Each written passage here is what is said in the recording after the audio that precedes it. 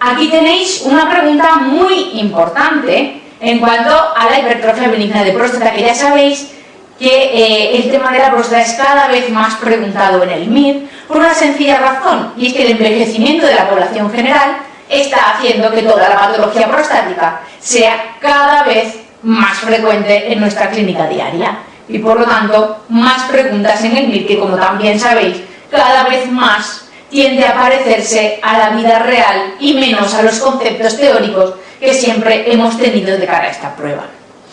Bien, si leemos esta, fijaros, es la principal causa de obstrucción del tracto urinario en el hombre, que ya lo hemos comentado. Las demás, puede, pues claro que puede, pero fijaros en la 4. Puede acompañarse de elevaciones de los niveles de PSA. No solo puede acompañarse, sino que ya se ha demostrado que la relación entre en un paciente diagnosticado de HBP y con próstata grande, el PSA es el mejor indicador de la historia natural de la enfermedad. ¿Qué significa esto? Que a mayores niveles de PSA, mayor probabilidad de complicación derivada de su HBP. Pero insisto, siempre en pacientes diagnosticados de HBP y con próstatas grandes. Por último, fijaros en la 5, la intensidad de los síntomas es directamente proporcional al tamaño de la glándula prostática, y esto sabéis que es absolutamente falso. Pensad en la próstata como una mandarina. Tenemos la cáscara naranja, los gajos y el palito blanco de en medio. Bien, el palito blanco de en medio es la uretra, los gajos son el epitelio transicional, ese que crece en el adenoma de próstata, el HPP, y por último la cáscara es el epitelio periférico, donde asientan el 95% de los cánceres de próstata. Bien, lo habitual es que esos gajos que crecen en el HPP crezcan hacia afuera, desplazando la cápsula prostática, la cáscara, y hacia adentro tapando el palito blanco, y por lo tanto que nos dé síntomas obstructivos. Pero puede suceder que crezcan mucho hacia afuera y nadie hacia adentro, y por lo tanto que yo no tenga síntomas obstructivos y en cambio sí tenga una hipertrofia benigna de próstata muy grande. Por lo tanto, en absoluto la intensidad de los síntomas es proporcional al tamaño de la glándula prostática.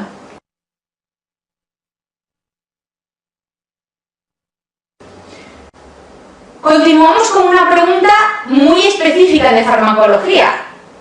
No hay mucho que explicar aquí, lo único que quiero es que os suene así como os suena la inhibición del 5-alfa reductasa como tratamiento para HPP relacionada con el finasteride y el dutasteride.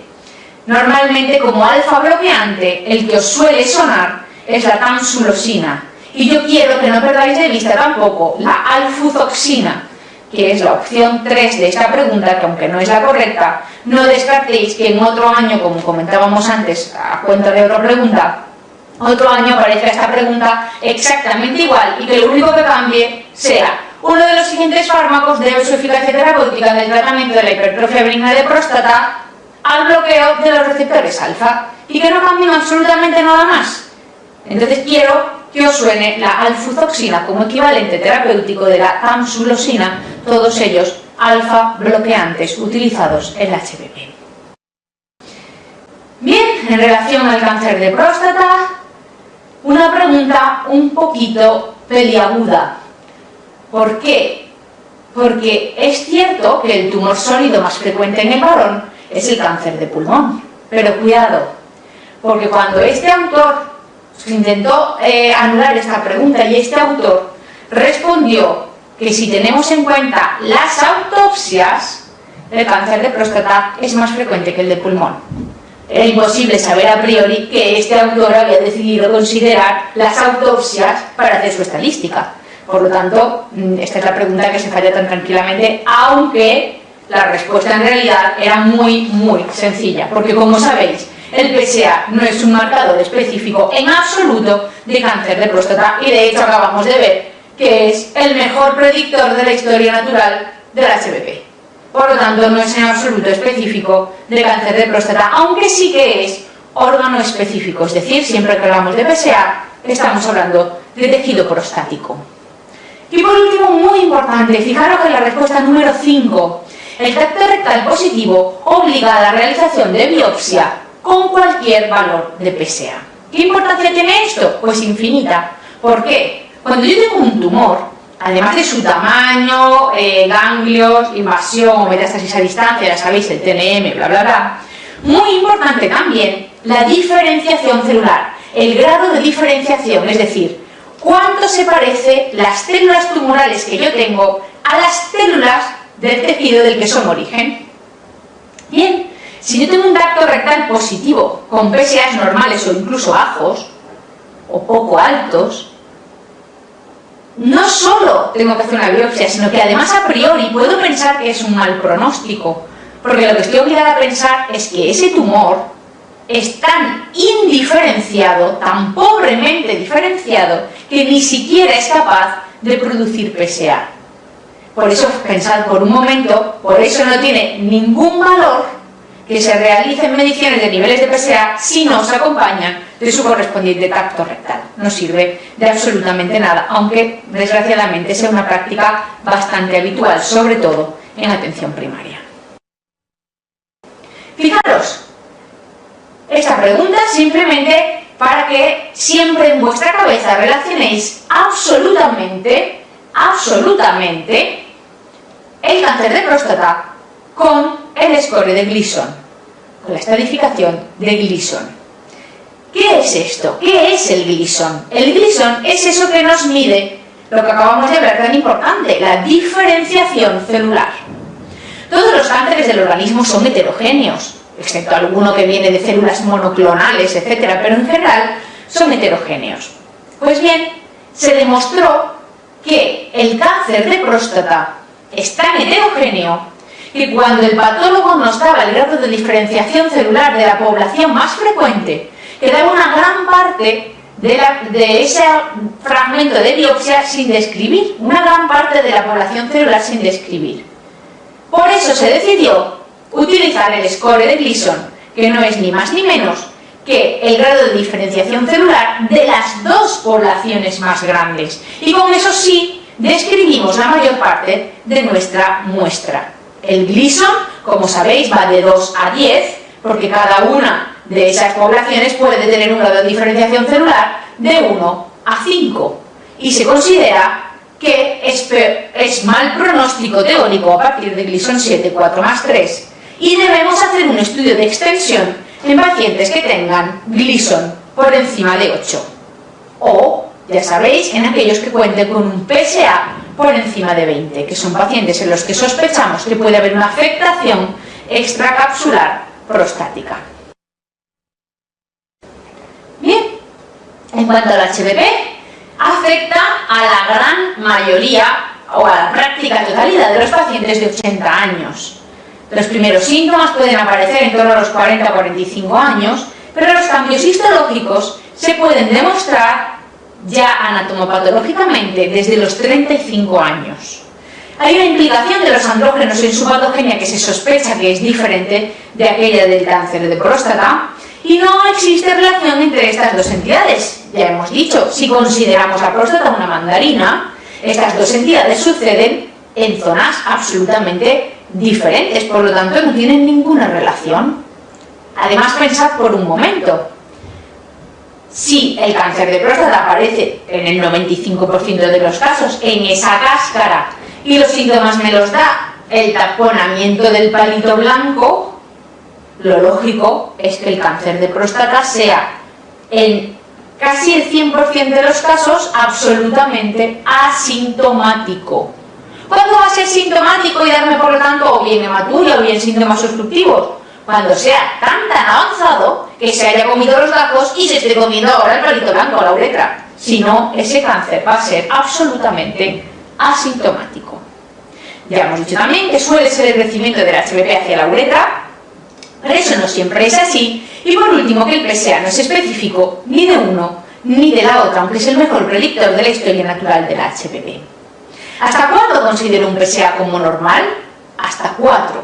Hasta 4 es un PSA normal. Ya hay estudios que demuestran que parece que a ciertas edades hay que rebajar ese nivel hasta 2,5, pero en general hasta 4. ¿Qué pasa cuando yo me encuentro, si es el mejor predictor de la historia natural del HBP y puede estar elevado en HBP, puede que muchos de esos pacientes con PSAs por encima de 4 en realidad tengan un HBP y no un cáncer de próstata.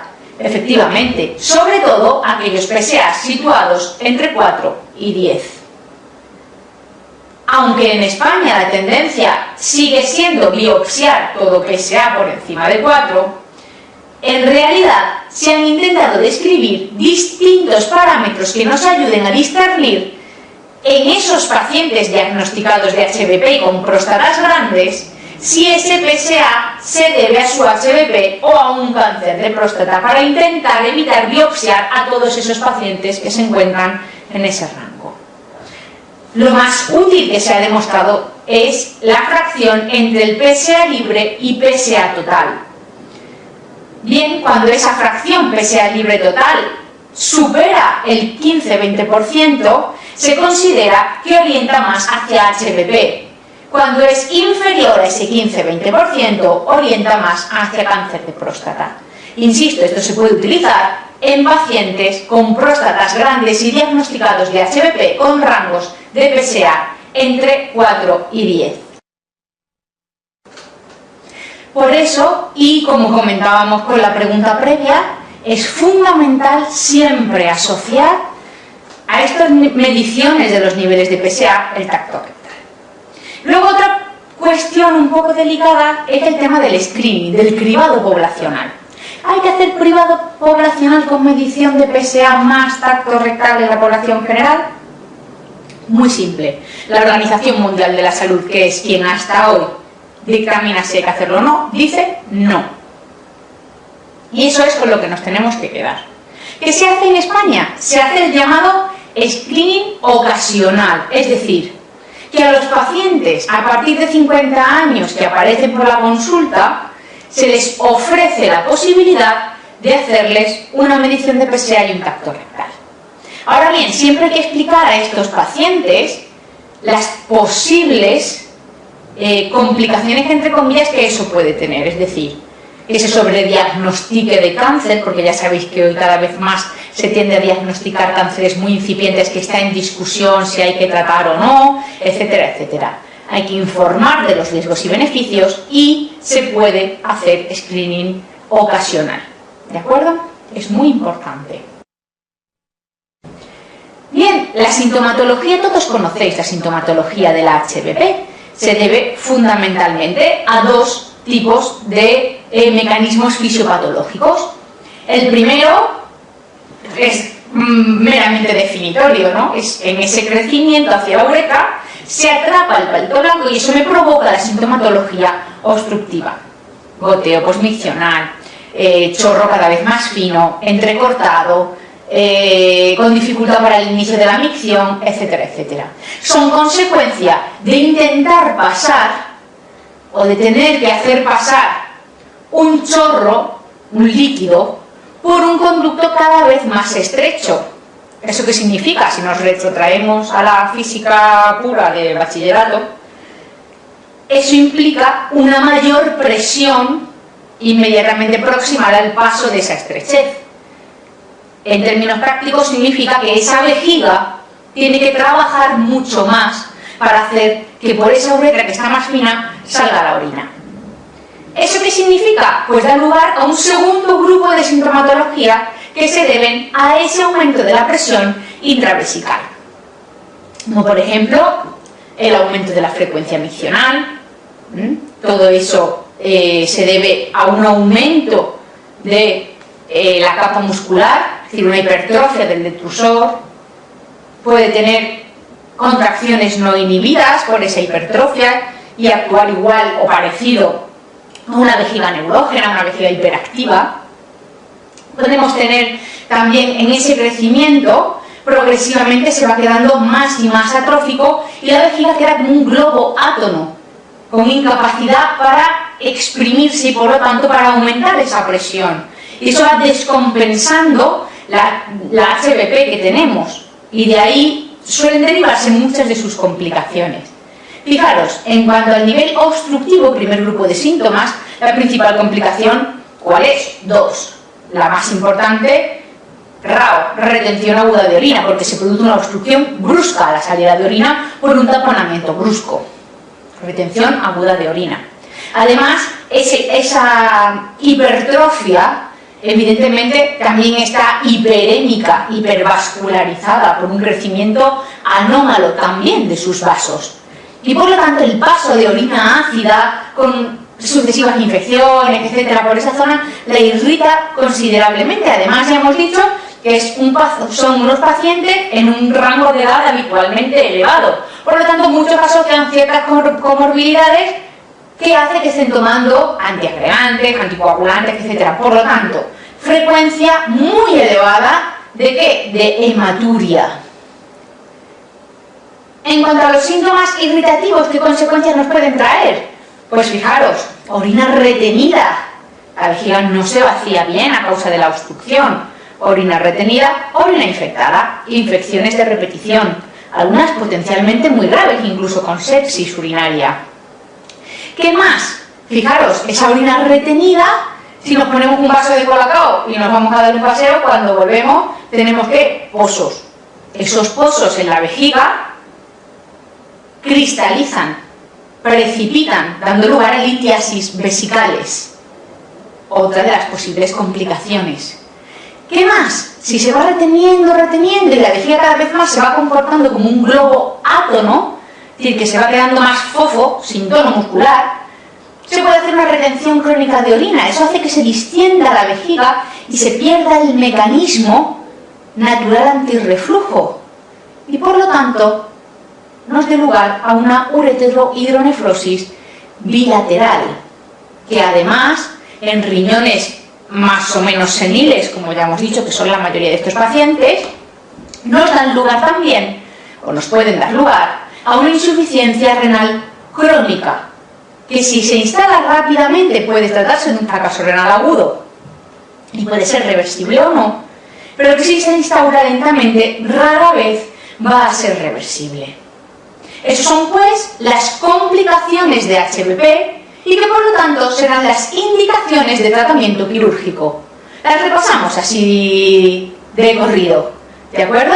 Infecciones de repetición, insuficiencia renal crónica, hidronefrosis, litiasis vesical, hematuria y retención aguda de orina.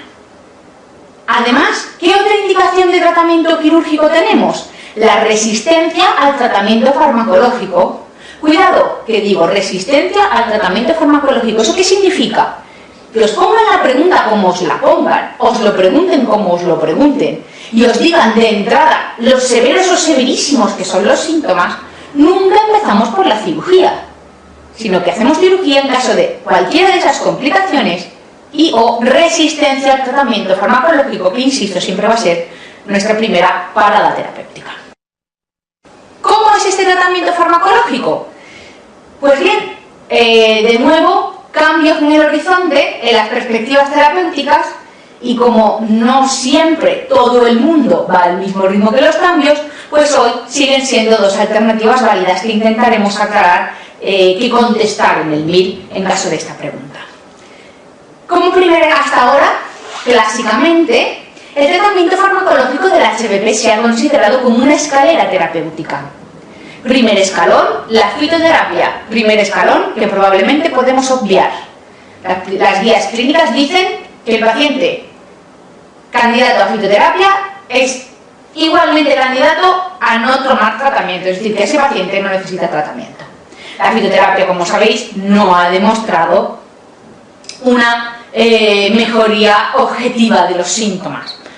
Hay pacientes que les va bien, hay pacientes que no les va bien, hay quien la usa, hay quien no la usa. Un poco a gusto del consumidor. En cualquier caso, primer escalón terapéutico real, por decirlo de algún modo, antagonistas alfa-adrenérgicos o alfa-bloqueantes. Ya os dije que para que os suene algún nombre, tamsulosina, alfuzoxina. Esa es la primera escalada terapéutica.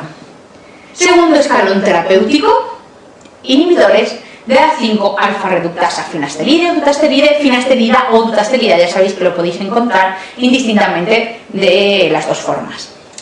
Bien, ¿qué pasa? que un estudio que se inició hace varios años y que los resultados preliminares que aparecieron en 2009 y se confirmaron en 2010 con los resultados definitivos, el estudio COMBAT, un estudio muy importante poblacional acerca del HBV, ha demostrado que en pacientes con sintomatología moderada o severa y con próstatas por encima de 30-40 gramos, 30-40 centímetros cúbicos, se debe iniciar directamente terapia combinada de alfa bloqueantes más inhibidores de la 5-alfa reductasa de entrada. ¿Qué pasa? Que no todo el mundo se sube al carro de las novedades terapéuticas a la vez o cuando estas surgen, sino que mucha gente sigue utilizando la escalada terapéutica. ¿Cómo contestaría yo una pregunta de este tipo en el MIR? Bien, si el paciente no cumple los criterios del COMBAT, es decir, sintomatología moderada o severa, con próstata de más de 30-40 gramos, directamente primer escalón terapéutico, alfa bloqueante. Pero si el paciente cumple los criterios de COMBAT, si entre las respuestas está la terapia combinada, creo que claramente ese autor pretende que contestéis la terapia combinada, si no, no la habría puesto como una opción. ¿Que no está la terapia combinada? Pues en ese caso me remitiría a la escalada terapéutica, ¿de acuerdo? Es lo que yo haría en el MIR, hasta ahora todavía no se ha preguntado, pero puede que aparezca y en ese caso habrá que tomar una decisión, porque insisto, ambas opciones hoy en día se consideran válidas. ¿Qué pasa cuando esto fracasa o cuando nos encontramos ante cualquiera de las complicaciones que hemos hablado antes? Tratamiento quirúrgico. ¿En qué consiste el tratamiento quirúrgico? Pues depende. ¿De qué depende? Del tamaño de la glándula prostática. Por debajo de 60 gramos podemos considerar hacer una intervención cerrada, entre comillas, endourológica, como se le dice a los pacientes siempre regularmente, a través del paño de la orina, transuretral. Tenemos distintos métodos, el gol estándar sigue siendo la resección transuretral de próstata. Entramos con un resector y vamos fileteando los gajos hasta que vemos que llegamos a la cáscara. Cuando llegamos a la cáscara, paramos y nos vamos. ¿Qué pasa cuando la próstata es mayor de 60 gramos o 60 cc? Este límite en realidad puede cambiar según los equipos quirúrgicos, porque no todo el mundo está capacitado para operar transuretralmente próstatas de hasta 60 cc. Pero bueno, para que tengáis una referencia más o menos. ¿Qué pasa cuando es mayor? Que entonces tengo que abordarlo por vía abierta. ¿Qué es vía abierta? La llamada adenomectomía.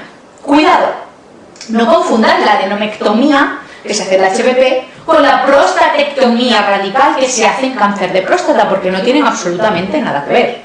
¿En qué consiste la adenomectomía para tratar la HPP? Fijaros, normalmente incisión infraumbilical, es decir, de ombligo hacia abajo, abro, localizo la próstata, abro la cáscara, saco los gajos respetando el palito blanco, cierro la cáscara y me marcho. ¿Por qué insisto dando todo este rollo de la cáscara? Porque recordemos que en la cáscara es donde asienta el cáncer de próstata en el 95% de los casos. Y yo, en ambas técnicas quirúrgicas, tanto transuretral como abierta, he conservado esa cáscara. Y eso significa que ese paciente sigue teniendo exactamente las mismas probabilidades que cualquier otro hombre que pasa por la calle de tener un cáncer de próstata, y por lo tanto el seguimiento tiene que ir orientado también en esa dirección, y eso hay que tenerlo muy en cuenta. Fijaros, esto es un resector, veis que es un tipo, una especie de pistola por la que entramos en la uretra y que lleva acoplada lo que llamamos un asa de resección. Es literalmente un asa. Cuando yo aprieto la pistola, el asa entra; cuando yo suelto la pistola, el asa sale. Como electrocoagula, es decir, corta y coagula a la vez, yo voy haciendo filetes, filetes, filetes. Bien, ¿qué pasa con el cáncer de próstata? Fijaros, el cáncer de próstata, que ya hemos dicho que es una entidad absolutamente independiente del HPV, es un cáncer biológicamente diferente al resto, a los que pueden aparecer en el resto del organismo. ¿Por qué? Porque es, normalmente, hay excepciones, evidentemente, pero biológicamente suele ser muy, muy lento. ¿Eso qué significa?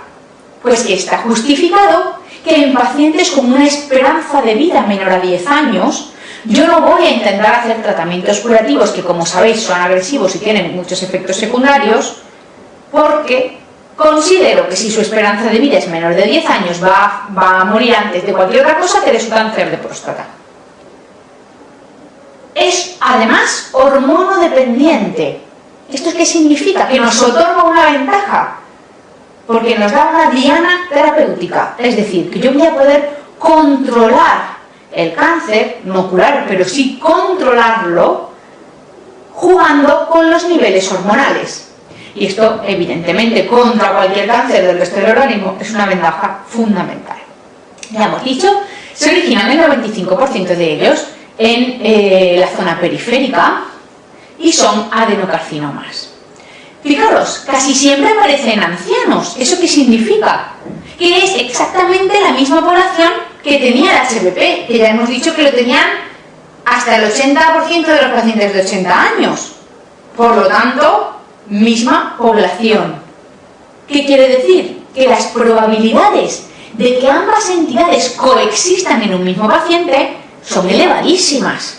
De ahí que a veces en nuestra cabeza confundamos la sintomatología de la una con la otra, pero ya hemos dicho que son independientes y que de hecho lo habitual es que el cáncer de próstata sea absolutamente asintomático. Recordad también asociarlo con el Gleason dada su multifocalidad y lo importante de saber la diferenciación celular en este tipo de cáncer, igual que en cualquier otro. Además, sabemos que mal pronóstico teórico a partir de 7 y que eso me obliga a hacer un estudio de extensión para descartar enfermedad metastásica en pacientes con Gleason por encima de 8 y o PSAs por encima de 20. El estadiaje, sintiéndolo en el alma y como todos los demás, TNM. Pero damos una orientación mínima, exactamente igual que con el cuadro de las litiasis, si os acordáis. ¿Hay que aprenderse el TNM de próstata? Sí.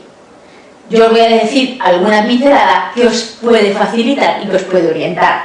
Y como además las preguntas de TNM de cáncer de próstata por lo general en el MIR suelen asociarse a tratamiento, normalmente no son muy complejas.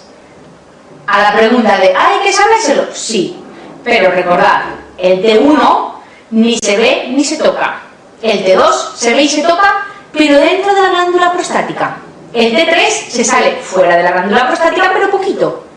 Justo por arriba, cuello vesical, o justo por abajo, vesículas seminales. Y por último, el T4 se sale más ampliamente de la glándula prostática. En cuanto a la N, pues ya sabéis, Ns más altas, cuanto más linfáticos positivos y cuanto más alejados del tumor primitivo estén estos linfáticos.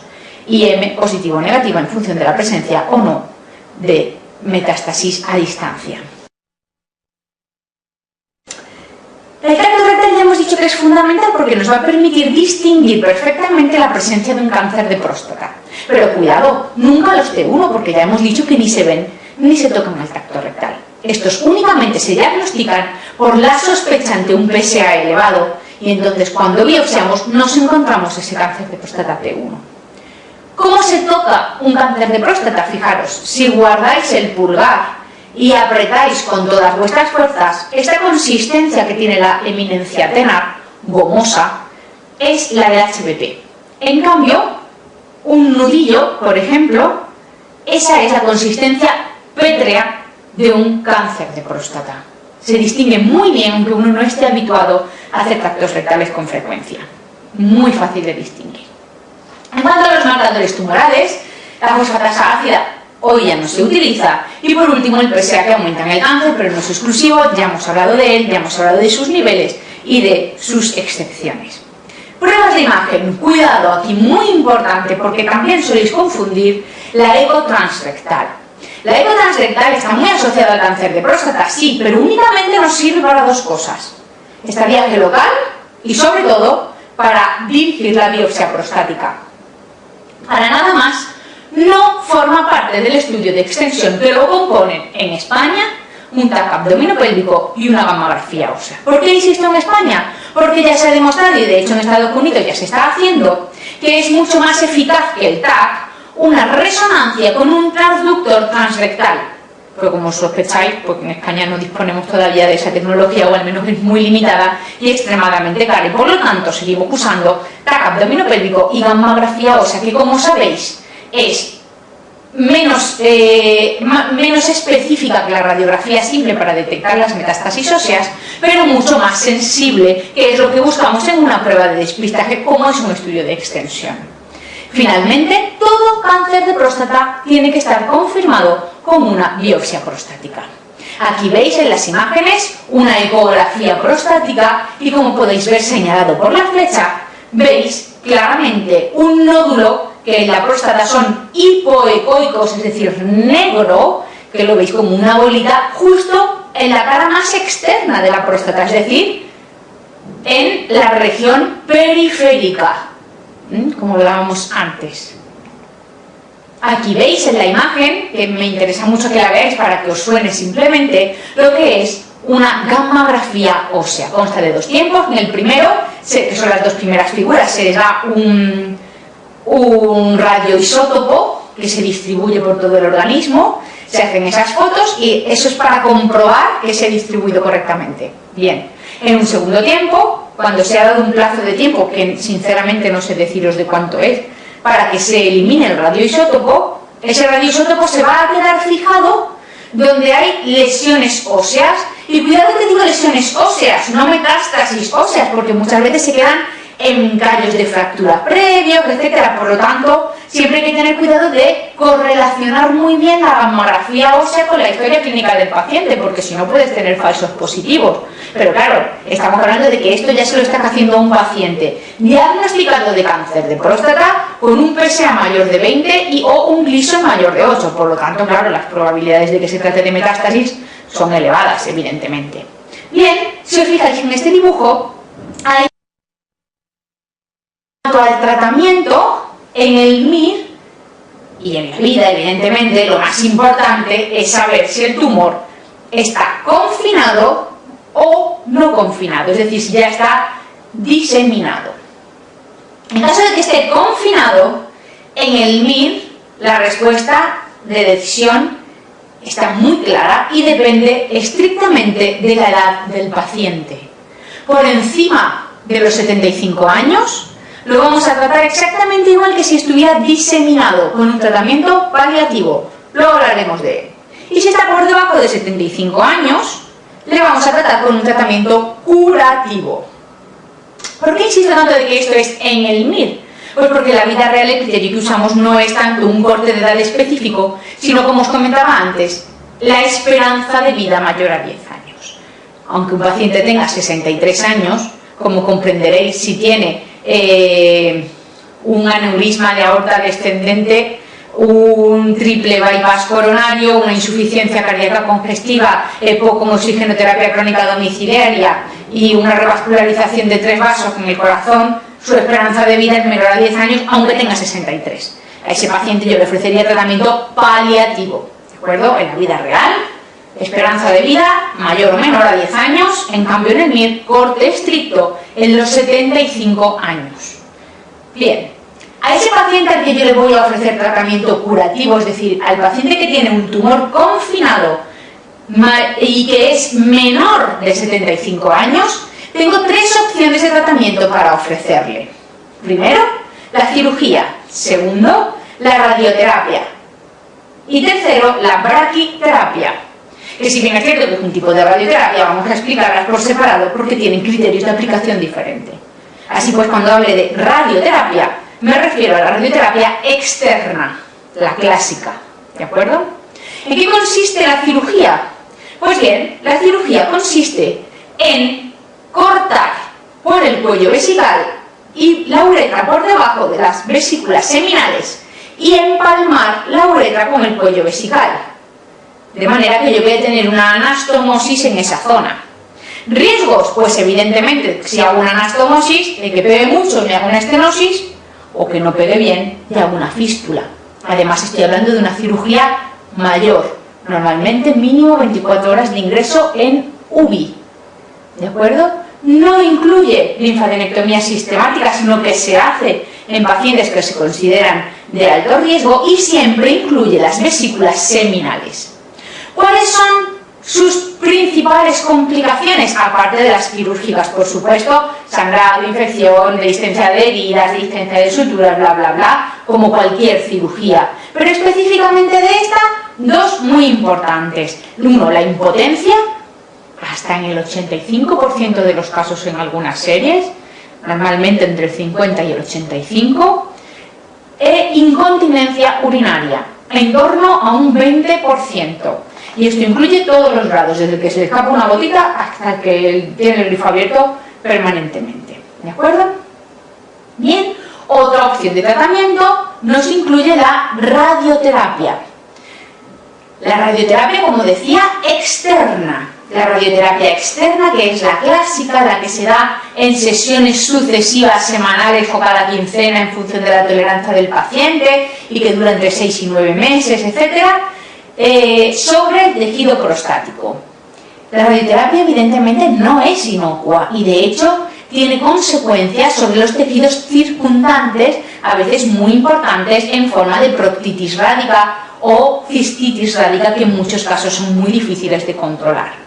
Además, existe el concepto de tumores radioinducidos, es decir, que en aquellos tejidos circundantes que han recibido radiación se pueden desarrollar tumores que suelen ser indiferenciados y de mal pronóstico.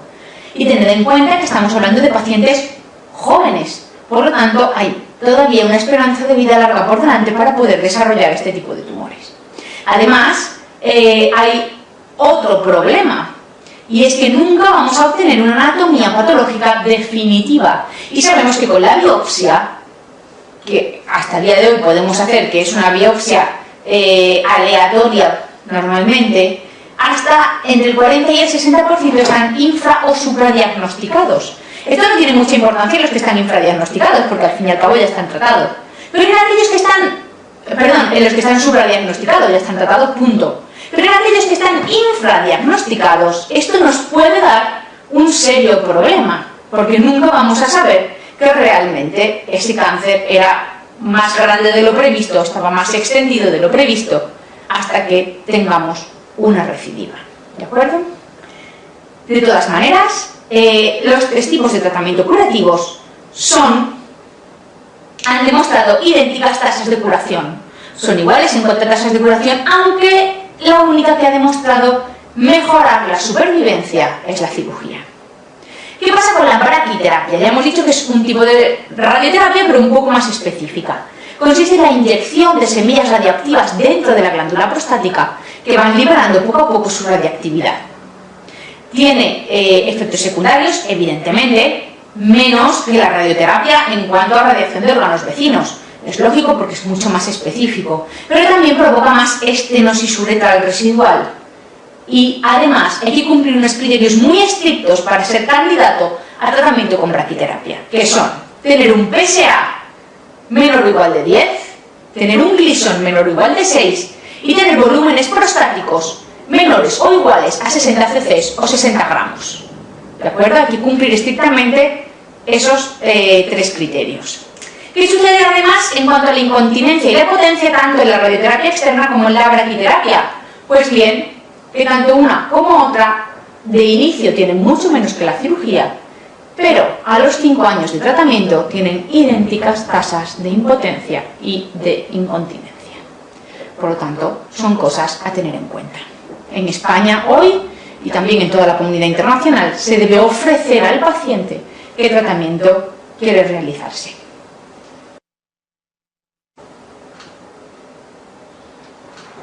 ¿Qué sucede entonces cuando en una consulta le ofrecemos al paciente estos tratamientos? Pues fijaros, en España la realidad es que casi todos te preguntan: ¿y si fuera tu padre, qué le harías? Porque en España es verdad que el paciente no está acostumbrado a tomar decisiones terapéuticas. Esto es muy válido y de hecho viene de allí, en países como Estados Unidos, en que como todo cuesta dinero, el paciente desde que nace está muy acostumbrado a tomar decisiones en cuanto a su salud, pero no es tanto así en España. Sucede parecido con la opción de la vigilancia activa, que se propone en todas partes para los tumores muy confinados, muy bien diferenciados, de muy bajo riesgo. eso tú lo puedes proponer al paciente.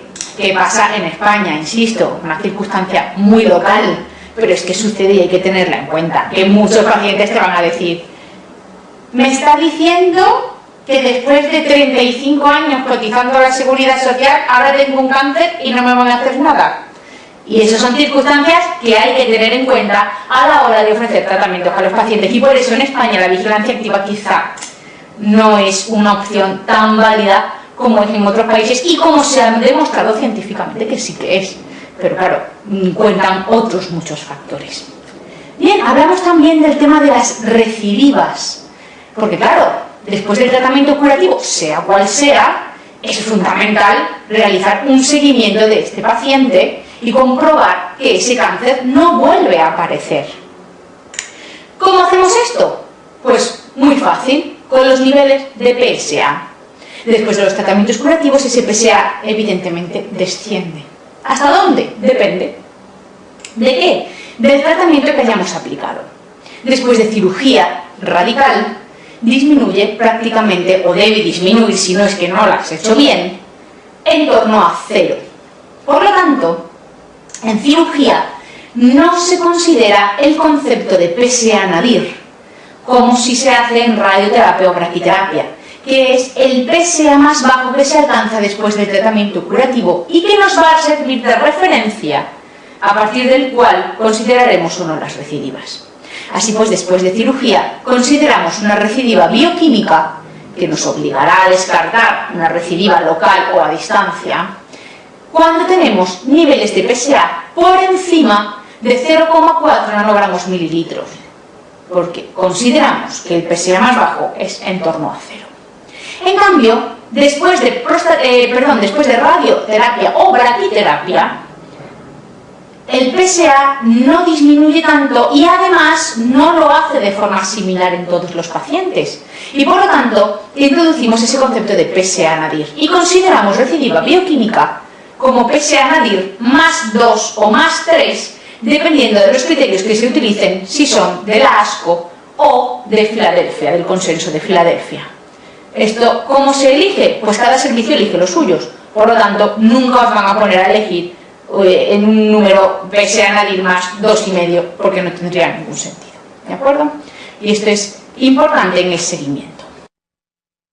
Bien, esto es así como decíamos para los pacientes con tumores confinados y menores de 75 años, es decir, aquellos a los que yo voy a ofrecer un tratamiento curativo. ¿Qué pasa con el resto de pacientes? Pues que yo voy a ofrecerles un tratamiento paliativo. ¿En qué consiste el tratamiento paliativo? Pues en aquel control hormonal que decíamos antes que podíamos hacer en estos pacientes para controlar la enfermedad durante el tiempo que les quede de vida. ¿Qué opciones terapéuticas son estas? Pues la más importante y la mejor, el bloqueo hormonal completo. ¿Cómo se hace un bloqueo hormonal completo? Pues bien, es un bloqueo químico que se realiza primero con antiandrógenos durante 15 o 20 días. Después se introducen los análogos de la LHRH y ambos tratamientos juntos se mantienen de por vida. Muy importante. Y muy importante que siempre sea este tratamiento completo y en este orden. Fundamental. ¿Por qué? Porque si yo doy los análogos sin haber bloqueado previamente los andrógenos circulantes, de inicio lo que voy a tener es lo que se llama el fenómeno flare-up. No es más que una descarga brutal de andrógenos. Y pasan dos circunstancias. La primera, que ya hemos dicho, que es muy frecuente que en estos pacientes coexistan cáncer de próstata y HPV.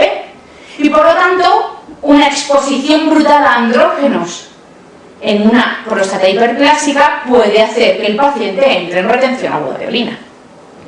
Pero lo que es peor, si este paciente tiene metástasis a distancia, si yo le doy una dosis brutal de andrógenos de inicio, lo que va a hacer es un aumento importantísimo de las metástasis. Y esto, por ejemplo, en un sitio crucial como la médula, si las metástasis son de columna, nos puede provocar cosas como el síndrome de compresión medular, que tanto miedo nos da a todos, claro, porque puede dejar al paciente paralítico.